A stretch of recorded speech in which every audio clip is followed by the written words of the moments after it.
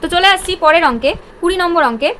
বাড়ির 3টি কেরোসিন তেলের ড্রামে যথাক্রমে 800 লিটার, 725 লিটার এবং 575 লিটার তেল ছিল। ওই 3টি ড্রামের তেল একটি আয়তঘনাকার পাত্রে ঢালা হলো এবং এতে পাত্রে তেলের গভীরতা 7 ডেসিমিটার হলো। ওই আয়তঘনাকার পাত্রের দৈর্ঘ্য ও প্রস্থের অনুপাত 4:3 হলে পাত্রের দৈর্ঘ্য প্রস্থ হিসাব করে লিখি। তো দেখো, শুরু করছি অঙ্কটা। তেলের মোট আয়তনটা আমাকে বার করে নিতে হবে। তো তেলের মোট আয়তনের জন্য আমাদের এখানে দেওয়া আছে কি না 800 লিটার, 725 লিটার আর 575 লিটারের তেল ছিল। ঠিক আছে, তাহলে এই তিনটেকে আমাকে যোগ করে নিতে হবে। তাহলে কত হবে না, এখানে হবে হচ্ছে, দেখো এটা যোগ করবে, করে দেখবে 2100 লিটার হচ্ছে। ওকে, তো আমরা একটা ফর্মুলা জানি, সেটা হচ্ছে 1 লিটার সমান সমান 1 ঘন ডেসিমিটার, এটা আমরা জানি।